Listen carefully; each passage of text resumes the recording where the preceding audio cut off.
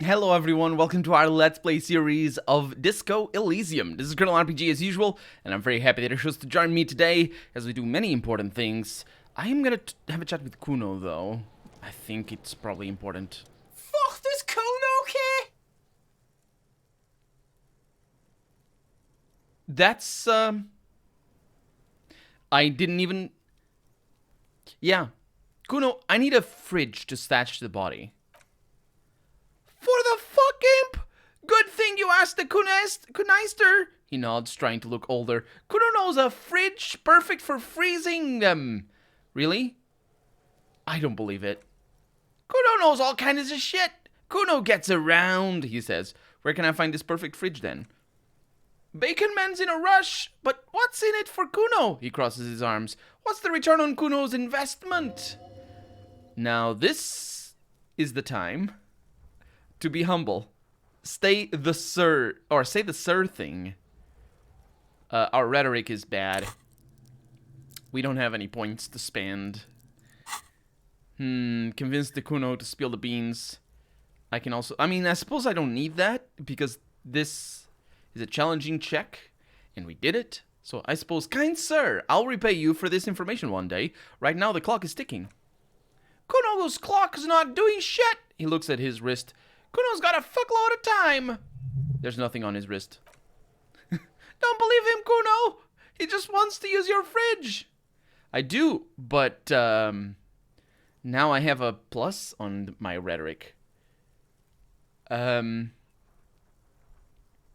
Yeah, I'm gonna convince the Kuno to spill the beans. 72% chance to do it. It's likely I'll do it. I'd say about 50-50 chance that I do it. I did it. By killing in his and yes, I do realize I'm being facetious. Anyway, by killing in his territory, someone has openly challenged Kuno. It is in his best interest to put them in their place, says our rhetoric. Some arrogant shit, thinks he can kill in the Kuno's kingdom without asking the Kuno first. That sounds like lawlessness to me.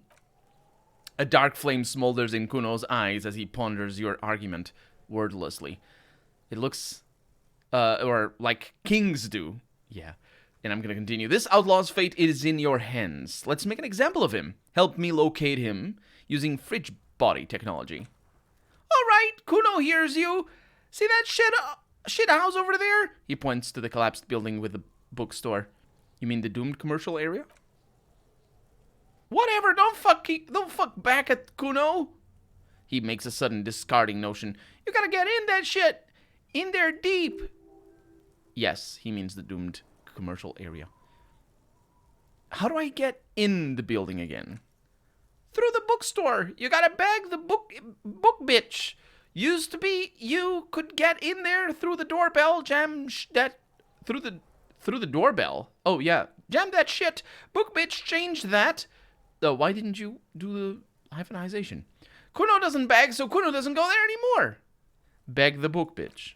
Yeah, book bitch. Beg her. You stupid or something? He means the bookstore. We have to ask, says Kim, and he checks his notes. Plaisance is the mother of the little girl peddling books on the plaza. We have to ask Plaisance in the store. Impressing note-keeping, Lieutenant, says our reaction speed. I don't say it, though. I probably should have. Kuno says, see, the Glard gets it. I wouldn't know what that's an abbreviation for. He says with a nod, listen to your four eyes, friend. No, actually, that's listen to your four-eyed friend. Yeah, I already tried that. It's not that easy. Then try again. Kuno's not your brain slave. Think for yourself, pig. And what do you mean in there deep? Check the fucking basement, pig. Don't you know anything? The kid rolls his eyes. Always check the fucking basement. Recon style. Or recon style, actually, is what he says. There's a little... Because recon is the same. Is recon and recon the same writing? The same, you write it the same way? I think so. There's quite a few... Well, there's actually not that many words like that in English when you compare English to other languages. Well, some other languages anyway. Where they read differently but are written the same. But there is a few. Success. Success. Success is one of them, isn't it? You can say success or you can say... No, I don't know. Sometimes they prop up. And I would say that in this game they prop up a little bit more often than not, these words that as I'm reading, ad-libbing, I mixed it up. Anyway, there's a giant fridge down there. Fuck Gimp will fit, no problem. He nods confidently. It looks like a white bear or some shit. Try not to piss yourself when you see it. A white bear? I wonder if that's... the game has an interesting way of talking about whiteness. And I don't know if that's white as in the color of our skin, or our race, or a literal snow polar bear. Because we have, specifically in regards to the bear, we've had that one comment with Mañana where I said something about polar bears, I think it was. You didn't hear it from Kuno, pig? He looks at you seriously. But don't forget where you heard it from. I love it. Kuno owns you now, pig, says Kunasa. You're Kuno's property. Sure. Kuno doesn't fucking care. Yeah, he never cares. So we have a lot of things over here. So we need to confront the assault victim, or rather confront the Hardy Boys with what the assault victim, well, not assault victim, I suppose at this point, Klaji told me. Sorry, Klaje. Yeah, just need to remember that that's the, as far as I can tell, it's the S is mute, and that's how it's pronounced, or it might be like an accent, because some languages use letters, mute letters, to accent another letter, instead of just, you know, adding some variation to the J. For example, I think Polish has that little cross on many letters, not just the J. I'm not sure if the J is one of them, but definitely definitely on many letters. And I think it mutes the letter, but I'm not really sure what it does, if it is muting or not. Anyway, we have things to do, and we're gonna push on. We also have this that we might want to go back to, because I think there was an option there last episode. Let me just save. The man is decomposing visibly now. Every hour, he looks less like a creature and more like a pile of intestines. The lieutenant adjusts his glasses and takes a deep breath. And I can seriously look through the body, which is good. If I ever level up, I'll get some more perception. Let's beg him. Take him away. Let the lieutenant take the body away without further examination. Right. I see. Okay, so if we can level up, which hopefully we can... No, we probably won't be able to. Unless, like, we're about to seriously get a lot of more experience. So maybe I can ask the kid about things back there and whatnot. Every snowflake is like a little gift from the sky. That's very beautiful. You should go and write stuff. Although, no, that's real. I was gonna say that's childish. It's like, you know, commonplace. No, it isn't. I would pay for a book written with that sort of lyricism. I like it. I mean, it's not, you know, mind blowing or anything, but it is pretty, and I would go with it. Hi. Hello again, esteemed officer, and welcome to Crime, Romance, and Biographies of Famous People. Mm-hmm. I was told there's a huge fridge in the building cellar. Can you lead me there? A fridge?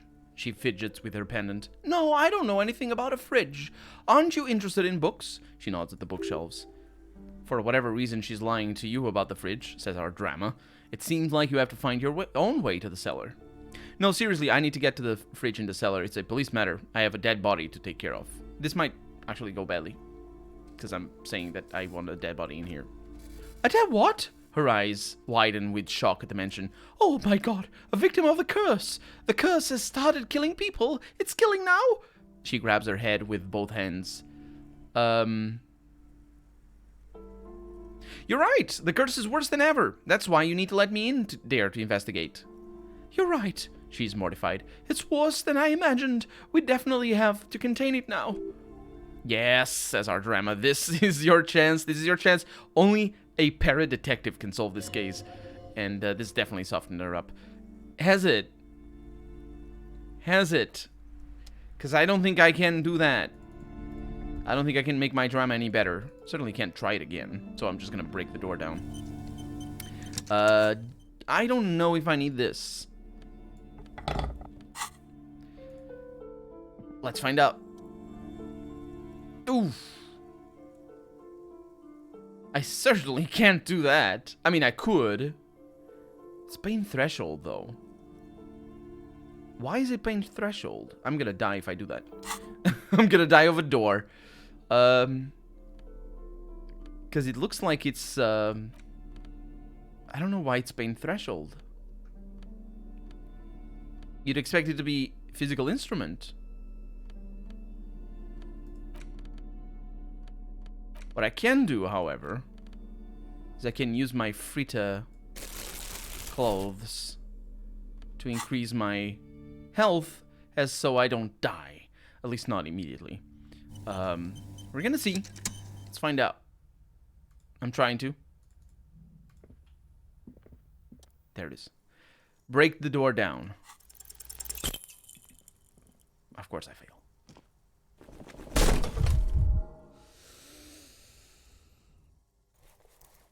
Kim, you could help. Ow. Shoot. Those moronic... What did I roll? I saw it over there. Whose moronic idea was to just run through the door? Don't you know that thing like... Oh, right. Don't you know that things like that hurt?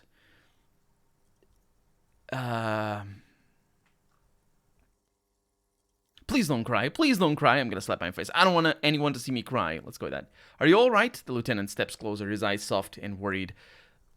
How was it? What does it mean for his eyes to be soft at this point? Also, by the way, my shirt is the only thing that's holding me to life, I suppose.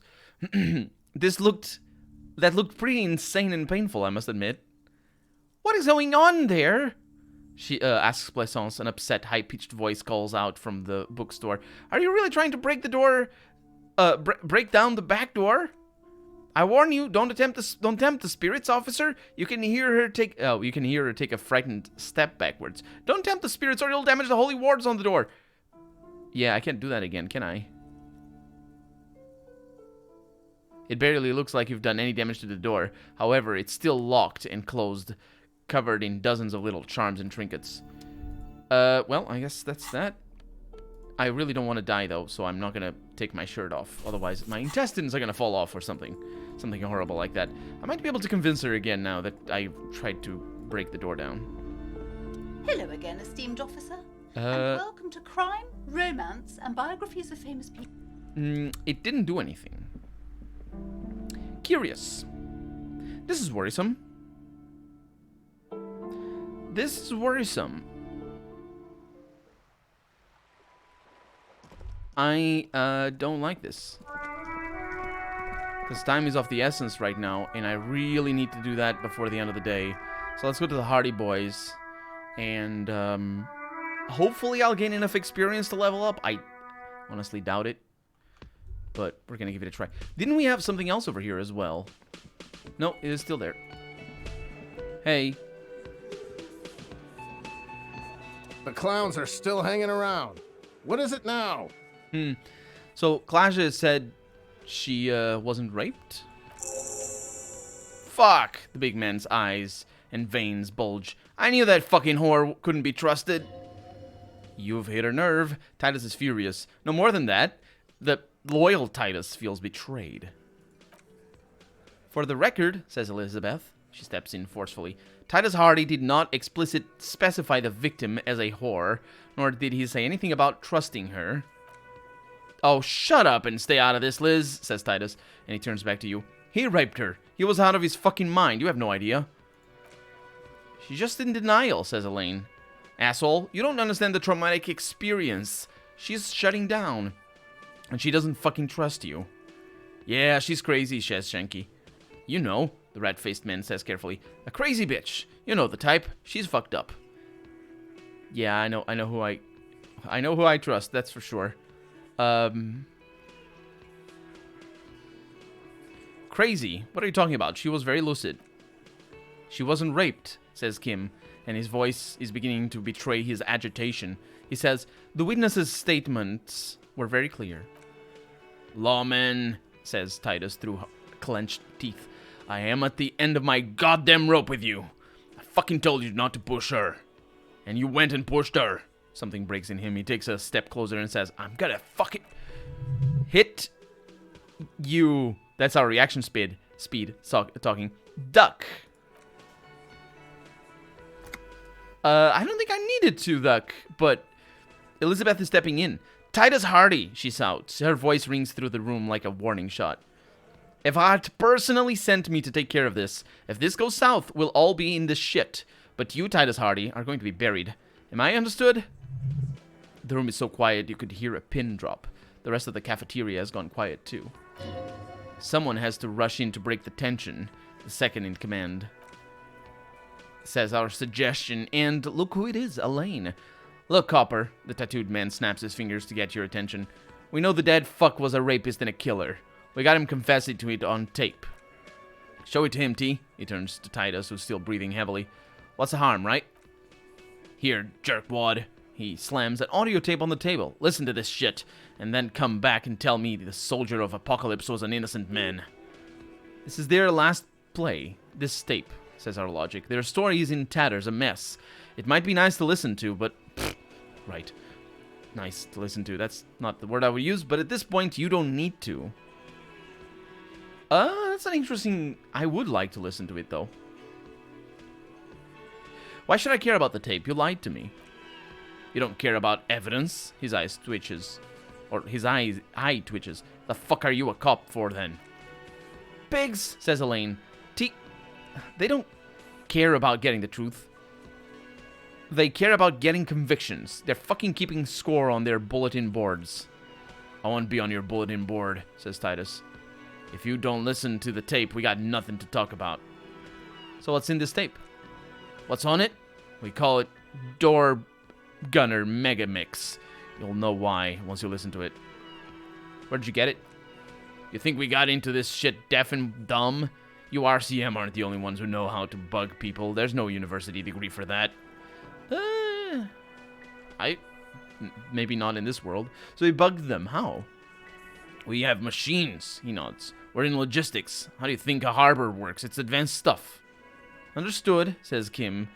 He says, you've listened in on their communications. He takes a little note. How long? Since way before their chief started taking swing lessons. Things got nice and quiet after that, says Shanky. And also that's an allusion to their chief dying of hanging. Which one of you is doing this advanced radio work then? It's not advanced, the heavy man wheezes. You're just holed up in a coop all day, writing down all they say. It gets hot as hell in there. Don't put yourself down, Angus. It's important work. The chief picks his beer back up to offer a silent toast. Yeah, man, says Eugene. You're like a radio genius or something. Those notes are some in-depth stuff. Indexes and shit. Where can I listen to this? I'm sure we can find a tape player, the lieutenant whispers. Oh, yeah. Where can I listen to this? Shanky mocks you. Why don't you try shoving it up your ass, genius? Yeah, play it with your ass, cocksucker, says Glenn. His voice echoes like thunder in the small room. I'm sure we can find a tape player. It's not a problem, says Kim Kitsuragi. He repeats calmly in a hushed voice. Your room had one. Yes, I know. Thank you, interfacing, though. Or maybe it's too broken. Maybe it is. Yeah, that's enough for now. I'll get back on the investigation. Don't forget your tape, lawman. He pushes a little tape toward you with his giant hand. Compliments of Titus Hardy. Yeah, fine, I'll listen to it. You do that, he says, adjusting his belt buckle. Oh, and keep it. Maybe you'll need a reminder of human ugliness someday. Sure. So now we have an interactive tape. A magnetic tape acquired from Titus Hardy. It supposedly holds a recording of the mercenary task force radio communications recorded via a decryption station. Not a good omen. Requires a boombox to play. You stare at the great Door Gunner Megamix. If only you had a boombox, you would be able to play Titus's tape. The tape feels ominous. Upon it, the dead speak. Respect the tape. I got hiccups. All the time, hiccups. We got something done? Oh, yeah. It's been a while, though.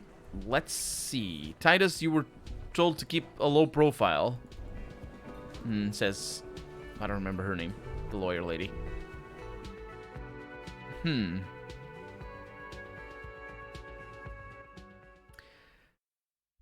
I worry for time. I worry for time. I really don't want the body... Let the body decompose. Let's see, we have a boombox over here. The compact tape player is still and silent. It seems it has completely broken down by now. There's no fixing this one, says our interfacing. This would have been very helpful with the Mega Mix, that Kim says as he stares at the tape player, but it isn't anymore. Yeah, any ideas, I'm gonna say? And he says, my Kinema only comes with a radio, he ponders. Let's try to find a new tape player. Perhaps we should talk to Roy at the pawn shop. He has stuff.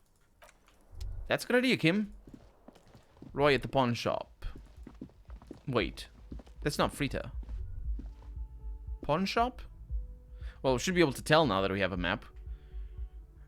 And I'm also curious as to when the cook gets out of there. I don't know that the cook ever gets out of there, though. Because it's already pretty late. I thought... thought there was a time limit for something over here. There's a few time limits now that we have, but not that many. This song is so... it's so amusing. Such an interesting song. And those variations on it are pretty cool. Anyway, pawn shop. Where is it? Right. That's not how the map works. Fisherman's Shacks, Church, Martinez Waterfront. Yeah, but I can't go there because that's not how this map works, as I said. I can zoom out. Did I need to talk to you? At this point, I just want Officer, the mere sight of police in Martinez makes me feel safer already. How can I help you? You mentioned Jean-Marie Beaulieu. Who's that? Oh, sweet Johnny. He gets a dreamy look in his eyes. She was the finest woman in all of Revachol, maybe the entire world. Do not defile her memory, Gaston, says René. There's an almost imperceptibly small tremble in his voice. Let her rest in peace. So you both knew her? We knew her, all right. His friendly face lights up. Lived on the same street our entire lives, just 2 houses apart. The 3 of us have been best friends since we were 4. She was René's first girl. Ooh, girl is a difficult word to pronounce with a rubbish French accent. My rubbish French accent, I mean. Because if you have a proper one, then I'm sure it's probably not a very easy word either. But anyway, back when the Prek was 16, he looks at the carabineer almost gently. They were courting since he decided he'd rather die for some great ideal, or anyway, than just be happy. And René cuts in. And then you stole her from me. He jerks forward and then grabs his chest and stops. Easy, fellows. No need for this to get ugly. Oh, officer. Gaston is unfazed by the outburst. It already got ugly nearly 80 years ago when the 3 of us were just learning to walk and talk. You stole her from me, René repeats, trying to steady his breathing and still clutching his chest. Is he gonna be alright? Well, technically you stole her from me, because we'd been pretty close ever since you two had that falling out over the ink you spilled over her pretty yellow dress. We was just boys then, says René. That was different. You... The tall veteran looks at you and nods. No point starting all over again for the 1,001st time, especially when we have company. He turns to you, officer. Yeah, what happened to her? She died of pneumonia 2 winters ago. It was a quiet passage. Peaceful. He smiles faintly. Gaston does. René and I were both by her bedside when she... He pauses, searching for the right word. Died, says René. He sharply fills the silence and adds, no use sugarcoating it. Won't bring her back. Will it now? Departed. Gaston's partner... Or René's partner, Gaston, finishes his sentence and then chuckles. Until the very end, she couldn't decide between us. The most indecisive woman I've ever met. Why do you think she was indecisive?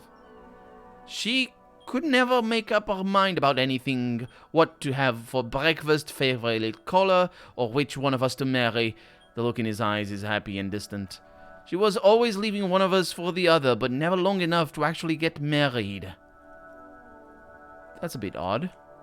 Heck, he says with a chuckle. Technically, we're both still engaged to her. René says, you always confused her, couldn't let us be happy.